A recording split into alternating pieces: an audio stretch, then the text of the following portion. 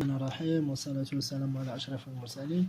إذا عدنا معكم بدرس جديد في مادة الرياضيات، وهو الدرس رقم 39 من كتاب المفيد في الرياضيات للمستوى الخامس ابتدائي، عنوانه حساب المساحة. إذا سأقدم لكم أنا الأستاذ محمد الغازي لنشرح في شرح هذا الدرس.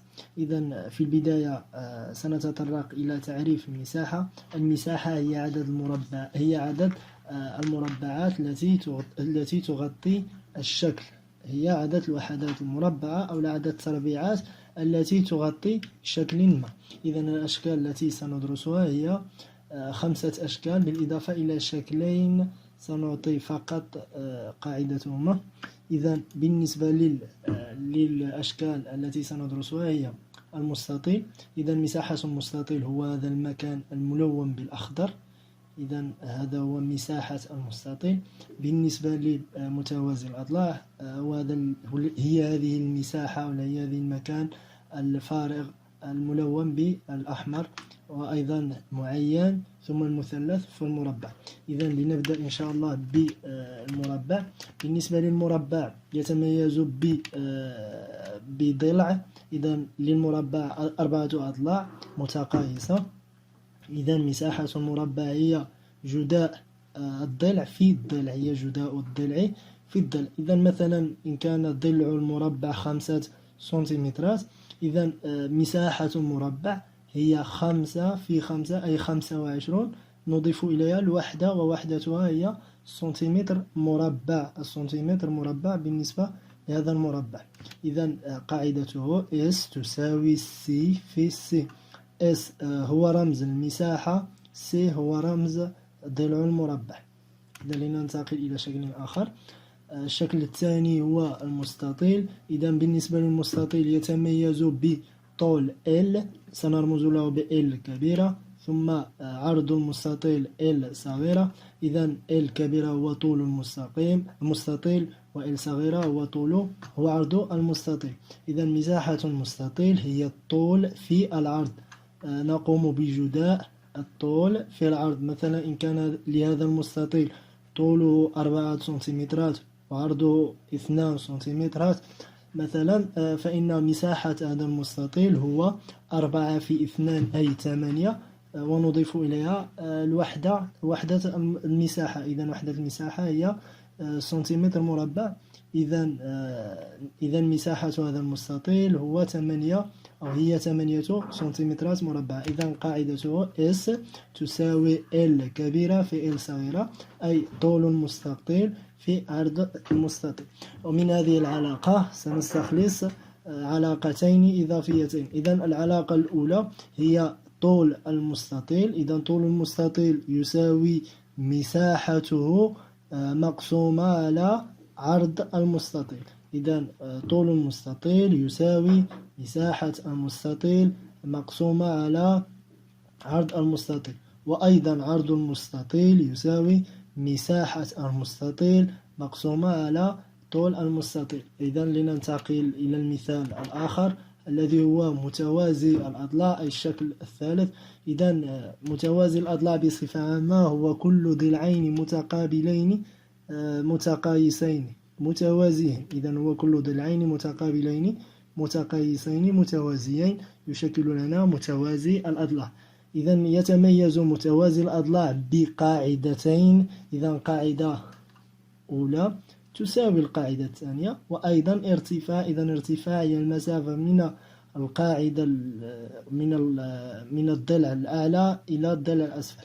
إذا هي المسافة H كما نمثلها هنا. إذا من هذه النقطة إلى هذه النقطة هو الارتفاع H.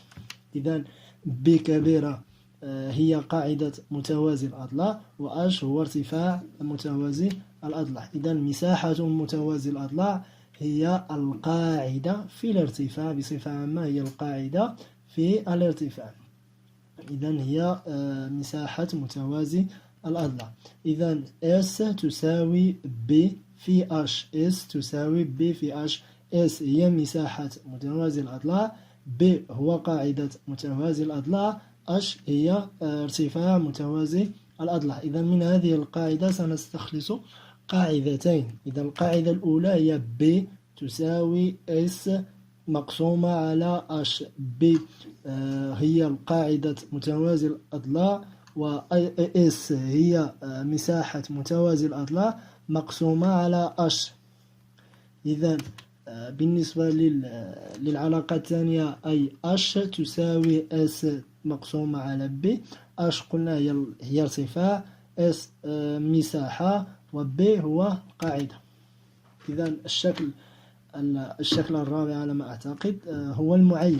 إذا بالنسبة للمعين يتميز المعين بقطريه المتعامدين الغير متقايسين. إذا كل شكل أو كل رباعي يتميز بقطرين متعامدين غير متقايسين هو معين.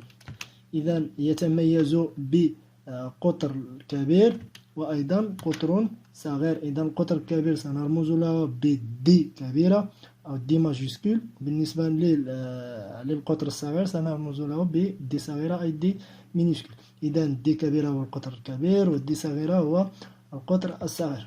إذا مساحة معين هي القطر الكبير في القطر الصغير مقسومة على 2. إذا S تساوي D أي القطر الكبير في D صغيرة أي القطر الصغير مقسومة على 2. ومن هذه العلاقة أيضا سنستخلص علاقتين إضافيتين. إذا العلاقة الأولى D أي القاعدة الكبرى تساوي القطر الكبير يساوي مساحة ضرب 2 مقسومة على القطر الصغير، وأيضا القطر الصغير يساوي S ضرب 2 مقسومة على D كبيرة أي المساحة ضرب 2 مقسومة على قطر الكبير. إذا بالنسبة للشكل الآخر، إذا الشكل الخامس هو المثلث. بالنسبة للمثلث أي كل شكل يتميز بثلاثة أضلاع فهو مثلث، سواء كانت تلك الأضلاع متقايسة أم غير متقايسة.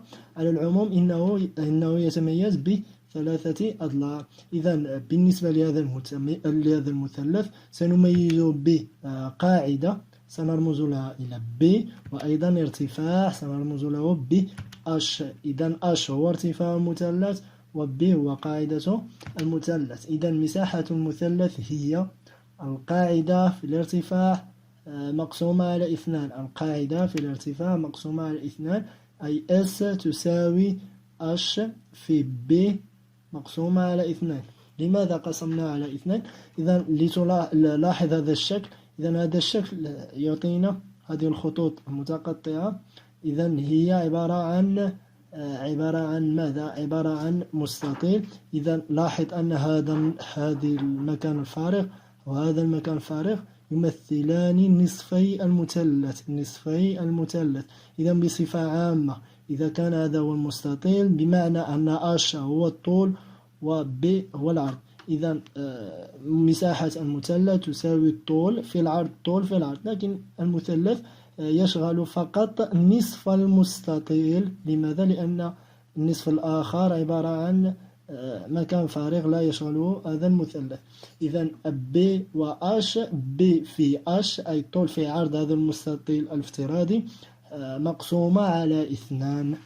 ومنه سنستخلص أيضا إلى علاقتين إضافيتين أن B أي القاعدة تساوي المساحة في 2 الكل مقسومة على H مقسومة على الارتفاع، وأيضا الارتفاع يساوي المساحة ضرب 2 مقسومة على B أي مقسومة على القاعدة.